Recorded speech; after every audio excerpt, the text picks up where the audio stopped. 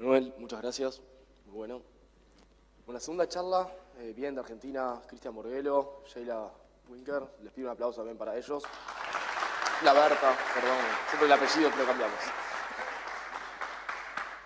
La verdad que para mí también es un honor tener a los dos amigos. O sea, con Cristian no sé cuántos años ya, pero Cristian me dictó el CISP en el 2007, así que nos conocíamos de antes, así que ya mejor no contar los años. Diciendo que sos viejo, así. No contemos nada más por las dudas, porque... No, ya está, hasta ahí llegamos.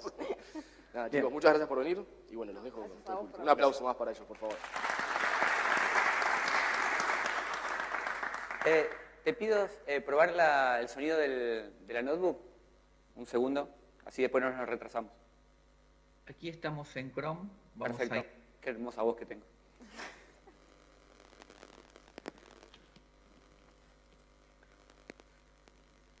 Bien, bueno, muchísimas gracias a todos por madrugar, por escuchar una charla de cibercrimen y de abogados a las 9 de la mañana, lo cual habla muy bien de ustedes. Yo no lo hubiera hecho.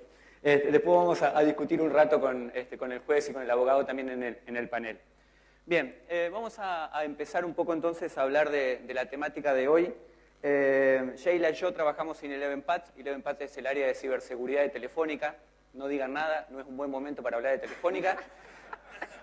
Si leyeron tweets por ahí ya sabrán de lo que estoy hablando. Si no los leyeron es un buen momento para ir a divertirse un rato. Así que vamos a suponer que solamente trabajo en ElevenPath y no trabajo en Telefónica, ¿sí? Bien, ahí están nuestros contactos y demás. Fíjense que incluso el correo electrónico, no lo pusimos, pero el correo electrónico les juro que es @ElevenPath, no es Telefónica, ¿sí? Bien, vamos a hablar de transparencia de certificados.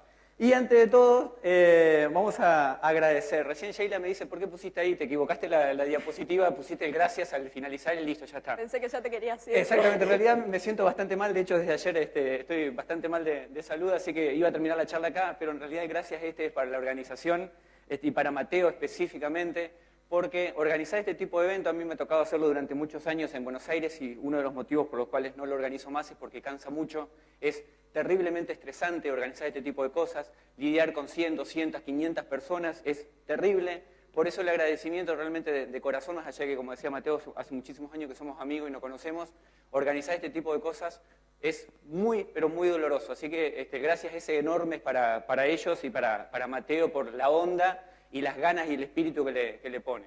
Más también pasando por una situación personal que mencionaban ayer. Así que gracias. Bien.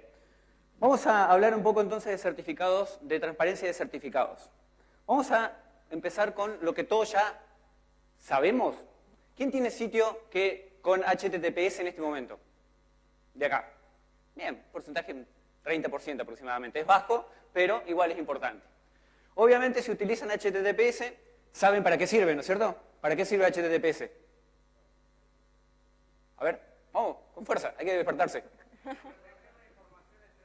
Bien, protegerse de información en tránsito, ok. Vamos con la siguiente. ¿Cómo funciona la negociación SSL o TLS? ¿Todos sabemos esto? ¿Cómo funciona el protocolo a bajo nivel? Ahí ya hubo menos sí, me parece. ¿Sí? Ok. ¿Qué ataques existen para SSL y TLS? ¿Alguien que mencione dos? Bien, perfecto. Dos. ¿Otro? Pool. ¿Otro? ¿Cuál? Ok, otro. Bien, otro más. Sí, ni. Más o menos. Ok, ¿qué es HSTS? Yeah, bien, alguien se acordaba la sigla, gracias. ¿Alguien conoce HSTS? ¿Quién lo tiene implementado en sus servidores? Bajó del 30, ya bajó al 2%. Ok. ¿Qué es Certificate Pinning? ¿Quién lo tiene implementado en sus servidores? Bien, me está quedando uno o dos nada más, ¿eh? Ok. Lo más importante de todo, ¿qué hacen las CA? Las entidades certificantes. Avala un certificado. ¿Qué más? Avala las entidades, ok. ¿Podemos hacer un resumen de lo que hacen? Hacen plata. ¿Sí? Ok. Entonces, todas estas preguntas, las que están acá, son las que deberíamos conocer en teoría cuando hablamos de certificados digitales y cuando hablamos de todo lo que vamos... Esto en realidad es la base para lo que vamos a hablar nosotros. Si no conocemos esta sugerencia, hay que empezar a leer. Porque ese 30% de la gente que levantó la mano, dentro de un par de años, va a tener que ser el 100%. Y esto no es una broma, ¿sí? ¿Por qué? Porque tanto Google como Microsoft como Mozilla se están empezando a poner las pilas y se están empezando a poner bastante áspero el tema de exigir certificados digitales en sitios HTTP tradicionales hoy. Entonces habrán visto ya que en las últimas versiones de Firefox y de Chrome empieza a avisar cuando están por loguearse, por ejemplo, en una página y la página no es HTTPS. Bueno, eso va a ser cada vez peor. De hecho, ya en la versión 62, Google, en Chrome, va a empezar a informar que la página no es segura. Si ahora simplemente te está avisando, después va a empezar a informar arriba en la barra que no es segura. ¿Cuánto falta para que después haya directamente un bloqueo del sitio? No falta mucho. La PPT se cansó de vos, Cris. ¿Se cansó de mí? Perfecto. No, es normal que la gente se canse de mí. Bien. A ver si vuelve. Entonces, en realidad, todo lo que hemos hecho, ahí está, es complicar un montón de cosas. Esta pregunta que yo hacía al principio, en realidad, son un montón de complejidades que nosotros, al trabajar en seguridad, tenemos que conocer, ¿sí? Es necesario empezar a conocer estas cosas porque, como decía, dentro de un par de años, los certificados digitales y los sitios HTTPS van a ser lo tradicional. HTTP tiende a morir, ¿sí? Empiecen a convencerse de esto si tienen sitios web. HTTP, igual que Telnet en su momento, aunque todavía se sigue usando, lamentablemente, HTTP va a morir, ¿sí? Bien, entonces, en realidad, las soluciones generalmente no son tan de esta manera, deberían ser lineales, pero sabemos que no son lineales y seguimos dando vueltas y nos comparamos más a la gráfica de arriba que a la gráfica de abajo. Y así nace, justamente para empezar a complicar más las cosas, nace una RFC nueva que tiene un par de años, la RFC 6962, que habla de transparencia de certificados. ¿Quién ha escuchado hablar de transparencia de certificado? Ok, 0%, perfecto. O 1, porque hay un par que sé que han escuchado. Ok. ¿Quién lo tiene implementado? Ok. ¿Quién lo usa? ¿Saben cuál es la mala noticia? ¿Quién tiene Chrome de acá? ¿Quién usa Chrome diariamente? ¿60%? Ok. ¿Saben cuál es la mala noticia? Que lo están usando y no saben. Es decir, esto ha sido, por eso la charla se llama la oscuridad de la transparencia de certificado, es tan oscuro, entre comillas, que hoy lo estamos usando si usamos Chrome y no lo sabemos. Ahora nosotros vamos a mostrar dónde efectivamente está. Esto no es malo, ni mucho menos, al contrario, es bueno, pero la realidad es que su implementación ha sido tan extraña, de hecho nosotros lo vivimos con Sheila haciendo experimentos de esto, es tan extraña la implementación y la forma que tiene de llevarse adelante, que la realidad es que lo estamos usando y no nos dimos cuenta todavía. ¿Sacar la suspensión de la máquina? Sí, vamos a sacarle ya directamente. Entonces, la transparencia del certificado es un protocolo que en realidad es un protocolo que está definido en la RFC, pero es un protocolo tipo GOSSIP. ¿Alguien ha escuchado hablar alguna vez de un protocolo GOSSIP? De hecho, yo cuando lo leí en la RFC me tuve que ir a buscar a ver qué era, no sabía lo que era. Protocolo GOSSIP en inglés es chusmerío, pasar de persona en persona e ir hablando y comentando. Básicamente es eso, es un protocolo, ahora vamos a explicar por qué, que funciona en base a ir recolectando información e ir enterándose de cosas, ¿sí? Por eso también es tan extraño la forma de funcionamiento que tiene y es tan rara la forma de implementar lo que tiene. Bien, lo que hace, o lo que intenta hacer en realidad, es tratar de asegurar que una entidad que requirió un certificado digital, efectivamente esa entidad es real, primero, y segundo, crear una gran base de datos, por eso se llama transparencia de certificados, una gran base de datos en donde todos los certificados estén cargados. Y cuando digo todos los certificados, significan todos los certificados del mundo, ¿sí? ¿Por qué esto? Porque lo que están haciendo justamente desde Chrome, desde Google desde hace un par de años, es cada vez que indexan un sitio que tiene HTTPS, por eso también se llama el protocolo tipo GOSSIP, lo que hacen es fijarse el certificado, fijarse la entidad, y ese certificado va a una gran base de datos, que son los servidores de transparencia de certificados. En realidad lo que están haciendo es construir grandes servidores con todos los certificados adentro. La última vez que consulté, que fue hace un par de semanas, cuántos certificados había en uno de los servidores de Google, tiene varios, después lo vamos a mostrar, había 80 millones de certificados en uno de ellos, ¿sí? Después vamos a ver que se requiere cierta cantidad de servidores que avalen que ese certificado sea real. Y en el caso de que no se cumpla esa condición, Chrome, dentro de un tiempito, en octubre, va a empezar a mostrar un aviso diciendo que el certificado o la página no es confiable, ¿sí? Bien, actualmente, como dije, todos los estamos usando. Desde aproximadamente octubre del año pasado, cuando Chrome largó la versión 53. Pero lo estamos usando solamente para aquellos que tengan certificados extendidos, los certificados EB. ¿Cuáles son los certificados EB? Ok, ¿qué hacen? ¿Qué vemos nosotros en el navegador cuando tenemos un extendido? Exactamente, el nombre de la entidad en verde. Por ejemplo, si ustedes entran en Twitter, por no mencionar un banco, porque muchos lo tienen, en Twitter, por ejemplo, aparece Twitter arriba en verde. Eso es un certificado extendido. Es decir, si ustedes tienen en sus entidades este tipo de certificados, verificando ahora, como vamos a ver en el video, van a ver que efectivamente aparece también el nombre de los servidores de transparencia donde ese certificado está dado de alta. ¿Se entiende hasta acá? Ok. Bien, entonces, como decía, a partir de la versión 45, en realidad yo dije la 53, en realidad es la 45, se empezó a utilizar en septiembre del 2015 y en octubre del 2017, o sea, dentro de algunos meses, va a ser obligatorio para todos los certificados. Es decir, en este momento está en modo testing, por decirlo de alguna manera, para los certificados extendidos, para los más importantes. A partir de octubre, a partir de la versión 62 o 63 de Chrome, va a ser obligatorio para todos los tipos de certificados. Ahí entonces cualquier sitio que tenga HTTPS debería estar cargado en uno de estos servidores de transparencia. Bien, ¿cómo funcionan entonces los certificados? Este es el funcionamiento normal que hoy tiene un sitio web y con la CA cuando da de alta un certificado digital. La entidad certificante emite un certificado al sitio.com y luego el cliente, cuando entra al sitio.com, intercambia información a través de esa negociación SSL-TLS, que yo dije hoy y que todos ustedes levantaron la mano que conocían, hace la negociación y a partir de ahí la entidad certificante dice este sitio es verdadero o es falso y nos va a presentar un cartel rojo en caso de que sea falso o no nos va a dejar entrar. Eso sigue todo exactamente igual, no se modifica absolutamente nada. Lo que se agregó fue la parte verde.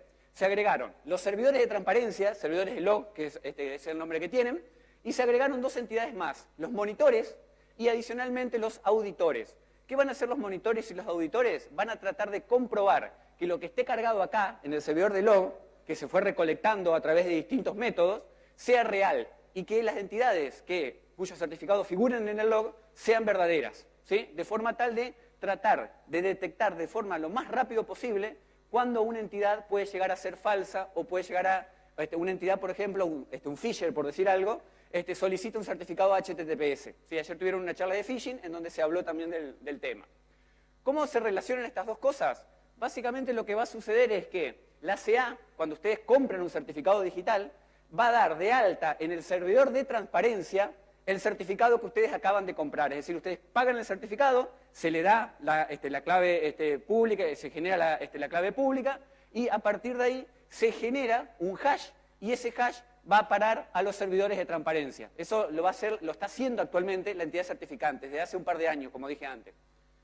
Bien, adicionalmente el cliente, esto es totalmente asíncrono, nosotros con Sheila nos rompimos bastante la cabeza tratando de descubrir cuándo el browser buchoneaba, por decirlo de alguna manera, la información del certificado, y la realidad es que, como dije, esto es gossip, lo hace cuando quiere, en forma totalmente asíncrona Chrome. En los otros navegadores todavía no está implementado completamente. Entonces, el cliente cada cierto tiempo, si ustedes alguna vez hicieron interceptación de tráfico en Chrome, sabrán que manda mucha información a Google. Esa le sirve también para decir, mira, encontré una página HTTPS y este es el certificado, y lo informa. Y el browser entonces funciona como auditor y adicionalmente también alimenta el log server, ¿sí? Ahora, si nosotros lo queremos hacer en un momento determinado, de hecho después Sheila va a contar las pruebas que hicimos, no vamos a ver lo que específicamente en un momento cuando entramos al sitio se informa. Es totalmente asíncrono, Google lo hace cuando quiere, ¿sí? Bien, ¿cómo se ve un registro SST? Yo sé que ahí se ve bastante mal, pero simplemente para que tengan una idea, ahora lo van a ver en el video. Básicamente los registros que van a ir a parar al servidor de logs van a figurar de esta manera. Esto es una consulta a través de OpenSSL, en donde tenemos que en este caso, este servidor que yo consulté acá está en 3 logs distintos. Está en un log de Symantec, que también tiene un log que es un espejo de los servidores de Google, y adicionalmente está en otro servidor que se llama Aviator, que es un servidor de Google, y en otro que se llama Rocketer, que también es un servidor de Google. Este es un sitio extendido, un certificado extendido de un sitio determinado, en donde figuraba ya en 3 servidores. ¿Sí? Actualmente los que tienen servidores son Comodo, la empresa Comodo, Google obviamente, y Symantec. Obviamente a medida que se vaya haciendo más común esto, van a empezar a aparecer todas las entidades certificantes con sus propios logs y sus propios servidores. ¿Sí? ¿Hasta acá vamos bien? Ok. Bien, ahí tenemos entonces la forma de consultarlo. Esto también lo podemos ver en el browser, es un poquito más complicado, ahora lo voy a mostrar en el video.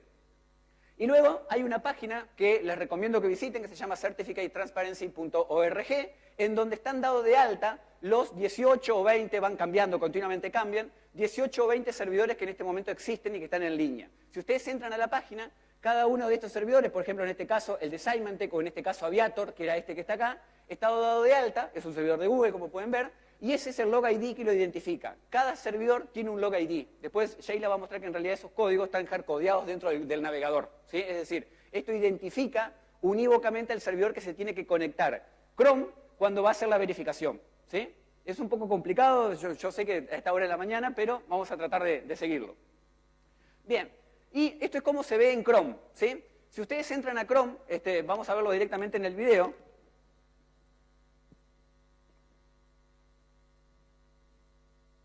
Aquí estamos en Chrome, vamos a ingresar. Tranquilo.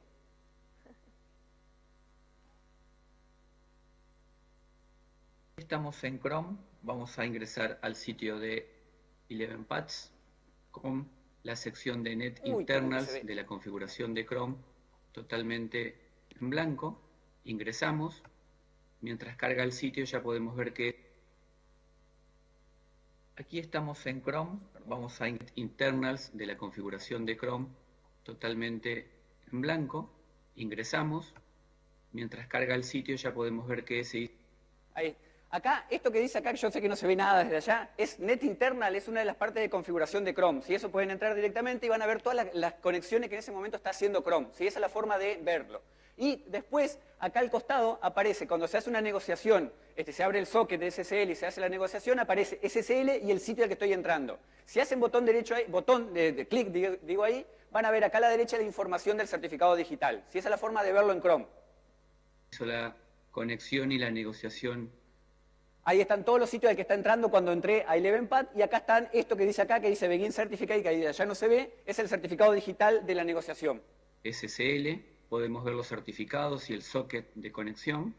Aquí están los certificados efectivamente. Y eso, que no se ve nada acá, no lo quería hacer en vivo para que no falle, porque a veces esto es bastante aleatorio, tiene algunas cosas interesantes, pero acá, estas tres cosas que se están viendo acá son las tres tipos de validaciones que ahora yo voy a contar que se pueden hacer, ¿sí? Porque aparte de validarlo de una forma determinada, cuando escribieron la RFC, definieron otras dos formas también determinadas de validar que ese certificado esté en el log, ¿sí? Lo que dice acá en realidad son las tres formas de validación, y en este caso hay una sola, ¿sí? Que es la que utiliza en este caso 11pad. Google utiliza otra y otros sitios pueden utilizar, de hecho, se podrían utilizar dos, pero no es lo ideal. En la parte de SST podemos ver que efectivamente el SST ha sido incluido, embebido dentro del certificado. En el caso de OSCP está vacío y en el caso de la extensión TLS también está vacío. Bien, ahí lo que estaba mencionando yo era que hay tres formas de validarlo y en el caso de 11pad está la primera solamente, ¿sí? Entonces después pueden entrar a cualquier sitio que sea, recuerden que tiene que ser certificado extendido, pueden verlo esto en su casa sin ningún tipo de problema en el browser. Bien, lo que van a ver en realidad es esto de acá, esta es la parte agrandada de lo que estábamos viendo recién en el video. Bien, entonces, ¿dónde se puede meter el registro de SST? Como decía, hay tres formas, ¿sí? La primera de ellas es la forma más automática de todas, es directamente cuando yo compro un certificado a la entidad certificante, la entidad incrusta esa validación en el certificado. Si lo agrega con una extensión muy amigable, muy fácil de recordar, que está dentro del certificado digital, cuando ustedes lo ven directamente, es esa cadena larga que aparecía recién, que aparece acá, esta de acá. ¿Sí? Eso lo incrusta directamente la entidad certificante dentro del certificado. Nosotros como empresa que compramos ese certificado no tenemos que hacer nada. Es la forma que hoy prácticamente el 90-95% de los sitios han elegido, entre comillas, en realidad no estás eligiendo porque vos no le decís a la entidad certificante lo quiero hacer o no, la entidad certificante lo hace por defecto. Entonces todas las entidades hoy o la mayoría lo están usando de esta manera, ¿sí? La siguiente manera... y en Firefox se puede ver, es el único que se puede ver en Firefox, lo van a ver, cuando ven el certificado digital va a aparecer con este identificador que figura acá, hacen botón derecho, ver certificado digital, y va a aparecer esta información que está acá en hexadecimal, es lo mismo que recién veíamos en base 64, es exactamente lo mismo, ¿sí? Bien, la siguiente forma, que es la más rara de entre todas y también la más complicada, es a través de OCSP, ¿sí? A través de las extensiones OCSP. En este caso, la entidad certificante envía el certificado al sitio y el log y al log, ¿sí? O sea, nosotros, empresa, cuando compramos un certificado digital, le informamos a la entidad certificante y también le informamos al log, ¿sí? Es decir, en el gráfico que veíamos hoy, en la parte verde, estaríamos en la parte de una flecha desde la entidad desde el registrante hacia el log. ¿Por qué digo que es el más complicado? Porque requiere trabajo de los administradores. Cuando nosotros registramos un sitio y sacamos y ponemos, estamos instalando el certificado dentro del sitio web, necesita trabajo nuestro, de parte de los administradores. Hoy por hoy es el menos aceptado y el que menos se usa. De hecho, como decía hoy, la mayoría de la gente ni siquiera sabe que Certificate Transparency existe, ¿sí? Por eso, obviamente, no estamos haciendo ese trabajo. Y el siguiente es a través de la extensión TLS, que también es una extensión que se creó para esto, es la extensión 18 o 12 en hexadecimal, que lo que hace es entregar el certificado en forma normal, tradicional como venimos siempre, y después el administrador se tiene que encargar de enviarlo, es decir, la CA nos entrega a nosotros el certificado de transparencia y nosotros lo tenemos que mandar al log, ¿sí? O sea, también requiere un trabajo del administrador y por lo tanto tampoco es demasiado usado. Se puede usar, hemos visto algunos sitios que lo usan, pero son los menos, ¿sí? Bien, después de todo esto, como vieron, en realidad las respuestas y las soluciones no son tan lineales como habíamos visto. De hecho, este gráfico se parece bastante a uno que hicimos con Sheila en su momento en la oficina para tratar de entender cómo funcionaba todo el ecosistema. Y estaríamos por acá, más o menos, ¿sí? En realidad esto no está del todo terminado todavía. Una cosa que nos pasó, por ejemplo, es que cuando estábamos haciendo el estudio de esto, las RFC se actualizaban. Una cosa que no debería ser tan normal porque supuestamente ya está implementado, pero sin embargo la RFC todavía no está terminada. Lo peor era cómo nos enterábamos de eso. Nos enterábamos viendo el código y había una niña comentaba el código que decía RFC 2.0. ¿Ah? No, la verdad que eso fue. Bien. Y para hacer algunas pruebas, y acá ahora después entra la parte de Sheila, creamos algunos sitios web. Por ejemplo, creamos un sitio que se llama CTLTA. Lo LTA es por Latinoamérica, no piensen nada malo. Los argentinos, sobre todo, si escucharon hablar a Maradona alguna vez, sabrán de lo que estoy hablando. En ese caso, un TK, sitio ctlta.tk, más trucho, falso y sospechoso que ese sitio imposible, ¿sí? O sea, un sitio gratuito, con un certificado gratuito, emitido al nombre de una isla, allá la isla de Tucalú, que emite siempre sitios, se utilizan para sitio falso, de phishing. Obviamente más trucho que eso no hay nada. Lo emitimos, esto fue el 27 de marzo, y fíjense que efectivamente, inmediatamente que nosotros emitimos el certificado, esto es la fecha en que se agregó a los logs, o sea que se envió inmediatamente a los logs. ¿Cuánto pasó desde que nosotros registramos el sitio y el certificado que compramos, o en realidad un certificado gratis fue esto, que adquirimos el certificado? Pasaron 3 minutos, ¿sí? Desde que la entidad certificante lo mandó al log. Y fíjense que adicionalmente a la misma hora, prácticamente a las 30 y a las 31, un segundo de diferencia, se mandó a 3 logs distintos. Al de Rocketer en Google, al de WOSIN, que este es el de Comodo, y el de Skydiver, que también es de Google, ¿sí? Casi prácticamente en los 3 en el mismo momento. Y un par de días después se mandó a un cuarto, a otro servidor de Google más, ¿sí? Por lo tanto, esto es lo que queríamos probar, es que efectivamente el ecosistema estaba funcionando. Nosotros compramos un certificado digital y inmediatamente aparece en el log, ¿sí? Esa fue una de las primeras pruebas que hicimos.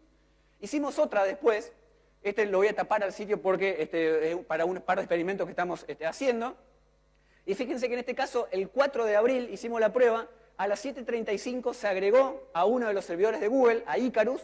Después, 2 días después, se agregó a Benafi, a otro de los servidores también bastante conocido, y a partir de ahí después nos agregó en un tercero. ¿Por qué es esto?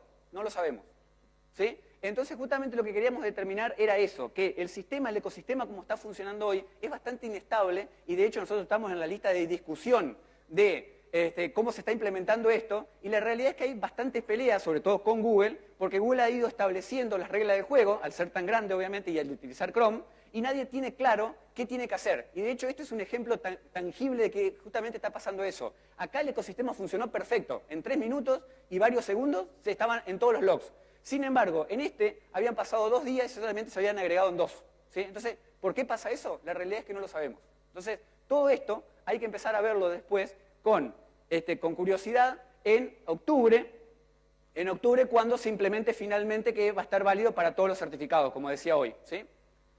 Bien, entonces, por otro lado, para finalizar esta parte, CT también hay que tener en cuenta que no se va a usar para revocar certificados. que de hecho fue una de las cosas que nosotros tuvimos mucha discusión interna cuando estábamos haciendo este experimento, porque nosotros queríamos, por ejemplo, que era un servidor trucho, queríamos que lo den de baja, que lo revoquen. No sirve para eso.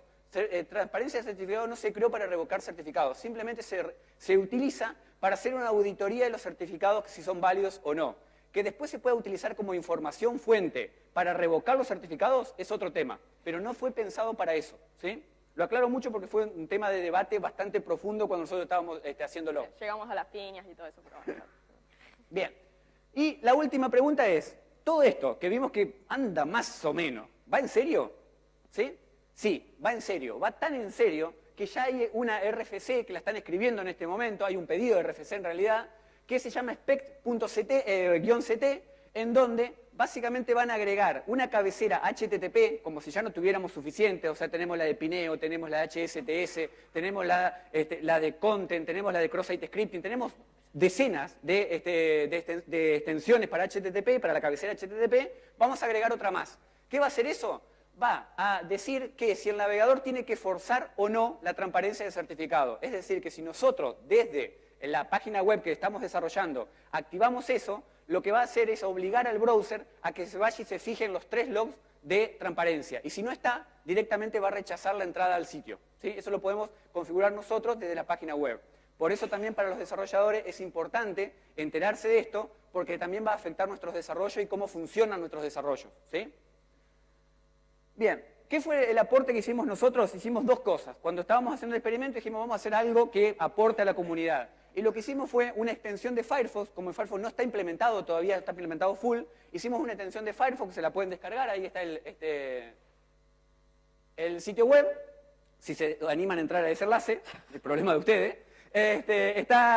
Hay un PDF en donde hay un paper completo donde está descrito todo esto que yo acabo de contar rápidamente, y está también el enlace para descargarse la extensión. ¿Cómo funciona la extensión? Tan fácil como que se pone acá a la derecha, ahí, y cuando entremos al sitio nos va a decir, en este caso, por ejemplo, en ElevenPad, va a decir, está en 3 servidores de transparencia. Nos va a decir automáticamente si ya es válido o no. No tenemos que ir a hacer ninguna configuración, ni abrir una OpenSSL, ni nada raro, ¿sí? Y en Chrome, como dijimos, no tenía sentido porque ya estaba hecho, ¿sí?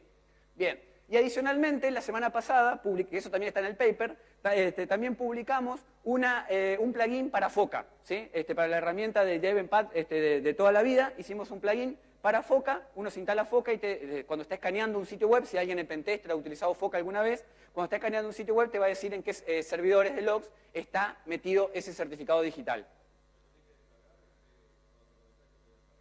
No, a este de acá, en el Foca no, tenés que ir y descargarte el plugin y activarlo, exactamente. Ahora sí llegó mi parte. Ya me estaba durmiendo, quería ir en el sillón. Sí, estaba... Bueno, yo por suerte caí bastante tarde a la investigación, pues la verdad que es un tema complicado. Pero bueno, ya que si me siguen a algún lado, me conocen, saben que a mí me gusta romper cosas y la gente de Eleven cuando me contrató también sabía lo mismo. Así que me encargaron la parte de romper el asunto o ver qué se podía hacer. La realidad era terminar de entender cómo funcionaba esto y tratar de ver si había algo que se pudiera afectar al usuario en el punto final al menos.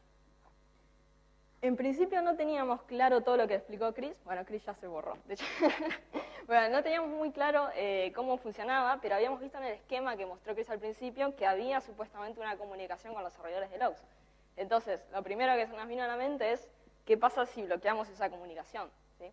Entonces, nada más sencillo que es simplemente levantar una regla de firewall. Si hacemos un ping, por ejemplo, a ct.googleapis.com, desde Argentina podemos ver esa dirección IP. Google distribuyó las direcciones IP por continente o región, eso lo habíamos visto también.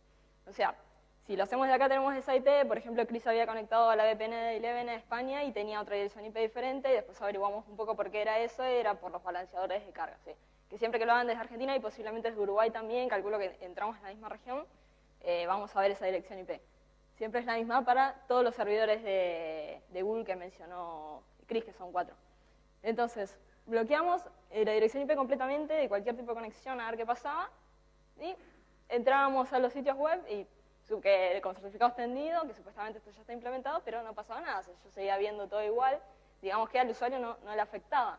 Entonces nos parecía raro, bloqueábamos el DNS después, la resolución de googleapis.com, y asincrónicamente el navegador se seguía conectando igual. Y ahí ya nos dimos cuenta, bueno, la IP está recontra hardcodeada en el código, empezamos a buscar en Chromium y bueno, Chromium tiene un montón de IPs hardcodeadas y un montón de cosas que hagamos. Pero bueno, con eso ya nos empezó a parecer sospechoso, pero fue lo que nos también llevó a confirmar de que en realidad esa comunicación asincrónica que se hacía entre el navegador Chrome y el logs, servidor de logs, no era para hacer algún tipo de validación, ¿sí? Sino simplemente, como dijo Chris, es para ver si Google tiene el sitio web al que nosotros estamos entrando en su servidor de transparencia, genial, y si no, lo va a agregar. O sea, es un protocolo GovSync, como dijo Chris al principio. Por eso es que bloqueábamos la conexión y no pasaba nada. Bueno, ¿cómo lo implementa Chrome? Si buscamos dentro de la carpeta, por ejemplo, AppData de Google Chrome, o en Linux, de donde está config de Chrome, ¿sí? en todos los sistemas operativos, encontramos una carpeta que decía Certificate Transparency. Pero bueno, ¿qué tiene eso adentro? Adentro de lo que es Certificate Transparency, como se ve en el primer recuadro rojo, hay una carpeta que ahí dice 342, no creo que se llega a leer, pero siempre es un nombre numérico. Y lo que notábamos es que se iba incrementando, 342, 343, 344, y las anteriores se iban borrando. O sea, lo que hacía Chrome era, asincrónicamente, dentro de un periodo que más o menos pudimos comprobar de entre 72 horas y una semana, se conectaba a X lugar y descargaba una nueva carpeta con un número que se iba incrementando, ¿sí? Que adentro de esa carpeta numérica teníamos una carpeta al final que dice STHS, es el último recuadro rojo que está ahí. Y adentro de esa carpeta teníamos todo eso que se ve ahí, que son la /256 del log ID. O sea, como dijo Chris en principio, los servidores de logs son entre 15 y 18 por ahí. Los que implementa Chrome hoy en día son 15. Y algo que nos había llamado la atención también en esto es que, por ejemplo, cuando empezamos a investigar teníamos 14 firmas, o sea, esos archivos que ven ahí, como dije, el SHA-256 del log ID, teníamos 14, y de pronto apareció uno más. O sea que, de algún modo, suponíamos que Chrome lo estaba usando, porque si de repente agregaban un nuevo log ID, aparecía en esta carpeta. Ahora, la idea era, lo único que teníamos localmente era esta carpeta. La idea era ver cómo Google Chrome lo estaba implementando, ¿sí? Así que fuimos a consultar un poco el código, lo que es Chromium, que es open source, y buscamos lo que era STH como para ver si estaba esa carpeta, en qué momento se llamaba o cómo la usaba. La idea era tratar de encontrar un poco de información al respecto. Encontramos un método dentro del archivo STH set component installer, tengan en cuenta que no es un unit test, ahora vamos a ver por qué, donde hay un método que dice load STHS from Dix, ¿sí? Y se pasa de parámetro un STH file path que más arriba, no llega a sacar la captura, pero más arriba está hardcodeada la ruta donde decía half platforms STH, la carpeta que les mostré recién. ¿Qué hay ahí? Cuando vamos a lo que es el método que lo carga en disco, dice, si está vacío, volvé. Y esa es toda la implementación de Chrome. Chao, nos vemos. Mi cara fue básicamente esa, porque realmente no está haciendo nada. O sea, el método es, si la carpeta, el STH-pad está vacío, es empty, tiene un return, simplemente. Eso está en Chromium y, como les decía, no es un unit test. Así que fue una de las cosas que más me llamó la atención en el reversing de ver cómo era que Chrome estaba implementando esto. Pero bueno, está en una carpeta oculta. Supongamos que nadie va a tener la maldad de borrar lo que es esa carpeta o de negar el acceso o cualquier otra cosa. Supongamos que nadie va a tener la maldad de hacer eso. ¿Cómo sigue ese archivo? Bueno, lo que hace es cargar literalmente, donde dice file path literal, no se llega a ver ahí, pero tiene un asterisco, .sth. O sea que de ese path levanta todos los archivos STH. Y eso es algo muy interesante a tener en cuenta a futuro cuando Chrome lo implemente en octubre, para ver si nosotros metemos nuestro propio log ID, lo va a levantar también porque ahí tenemos un comodín. Mientras eso sea así, en el código fuente se supone que va a leer completamente todos los logs que estén dentro de la carpeta que les mostré recién. Así que es algo interesante para tener en cuenta más adelante. De todos modos, siguiendo lo que era ese archivo, siempre terminábamos en un devlog, ¿sí? O sea, levantaba el archivo, si lo podía leer o lo podía procesar de alguna manera, siempre terminaba mostrando algún mensaje en consola, ¿sí? O sea, nunca dentro de la investigación que hicimos nosotros, dentro de la revisión de todos los archivos que pudimos revisar de lo que era Chromium, donde veíamos que se estaba implementando lo que era Certificate Transparency, nunca encontramos algo que demostrara que lo estaban implementando en ese momento de alguna manera. Y otra forma de comprobarlo no hay, porque como no estamos en octubre todavía, no es algo que lo podamos ver o algo que podamos visualizar como usuarios y decimos, bueno, si hacemos esto obtenemos el error, ¿sí? Pero por ahora eso es lo que se ve. Y como conclusión realmente podemos decir eso, es un trabajo que está en progreso y como dice Chris va cambiando mucho, de hecho nosotros eso lo sufrimos un montón. Dentro de esos, desde el código encontramos comentarios que había cambiado el RFC y así nos íbamos enterando. Pero la idea es que más adelante debería servir para detectar certificados fraudulentos más rápidamente. Pero bueno, recién a partir de octubre vamos a poder medir un poco de tiempos y ver si realmente es así. ¿Quieres agregar alguna conclusión? Bien. Por otro lado, ¿me escuchan ahí? No por micrófono, no. ¿Está abierto? Sí. No, ya no te quieren el micrófono. Hola, hola, hola. ¿Querés tener el mío? Se murió. Igual es un minuto. Bien, como decía, CT no reemplaza bajo ningún punto de vista todo lo que ya conocíamos de certificados digitales y tampoco reemplaza nada de las implementaciones que nosotros tenemos o podemos llegar a tener hasta el día de hoy. En todo caso, lo que sí hace es complementarlo y como decía Sheila, vamos a ver en octubre también qué también lo complementa y cómo funciona todo el ecosistema completo para empezar de alguna manera a detectar certificados fraudulentos. Nosotros estamos en este momento estamos en un stand-by, digamos, de la investigación y veremos cuando salga la versión 62 o 63 de Chrome, ver a ver cómo ellos cierran toda esta parte. Y también hay que ver cómo lo implementan el resto de los navegadores, porque por lo que hemos visto en el código fuente de Firefox están implementadas algunas cosas, pero no está full implemented. Y en el caso de Internet Explorer, ¿existe Internet Explorer todavía? Bien. ¿Qué más? Tenemos más trabajo para los monitores, o sea, para la CA. Es decir, si alguno de nosotros no confiaba en este momento en las entidades certificantes, en realidad hoy le estamos dando más trabajo. ¿Por qué? Porque habíamos dicho que la CA iban a ser los monitores de estos servidores. Por lo tanto, si alguien sospechaba o tiene algo medio, alguna sospecha con el trabajo que hacen las entidades certificantes, de hecho hay una pelea muy grande hoy entre Google y Symantec por el tema de cómo manejan los certificados digitales, en este caso le estamos dando más poder todavía, o aparentemente le estamos dando más poder a las entidades certificantes. Eso también hay que ver después cómo funciona con el ecosistema completo.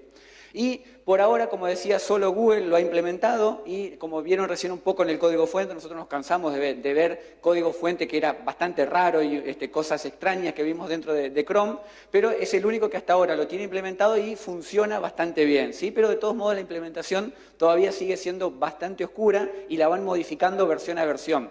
De hecho, a nosotros nos pasó en el medio de que hubo un cambio de versión de Chrome y cambiaba algunas cosas del código fuente y la forma de funcionamiento.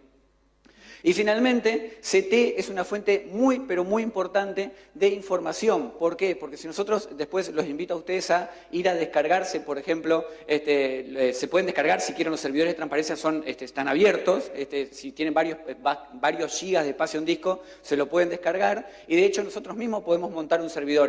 El ecosistema está preparado para que sea así, para que cualquiera de nosotros pueda levantar también un servidor de log. Pero la realidad es que toda esa información que está ahí, que hay información de dominios, hay información de todos los certificados digitales, es una amplísima información para datos para explotar, como siempre, se puede utilizar para el bien o para el mal. Y lo que nosotros no queremos que pase con esto, y por eso era la idea de la investigación, era que se utilicen un montón de cosas que para otra cosa son útiles, pero que las vamos a utilizar para hacer popó. ¿Sí? Gente, muchas gracias.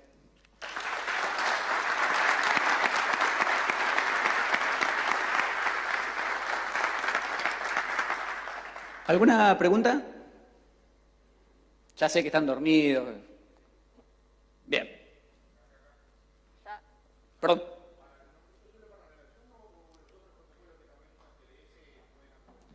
Por ahora solamente para TLS, y en la RFC de hecho en ningún otro lado menciona que fuera para otro protocolo de seguridad, pero es muy buena la pregunta, nosotros cuando empezamos a investigar también lo pensamos, hasta ahora solamente para TLS. Digamos que la implementación también es lo suficientemente grande e importante como para tomar una de las partes y empezar a probar. Quizás si esto funciona dentro de 3 años, capaz que estamos hablando de que se implemente también para otra cosa, pero ahora es solamente para SSL y TLS. Bien, gente, muchísimas gracias. ¿Había otra pregunta por ahí o no? Ok, muchas gracias. Mateo, una vez más, gracias.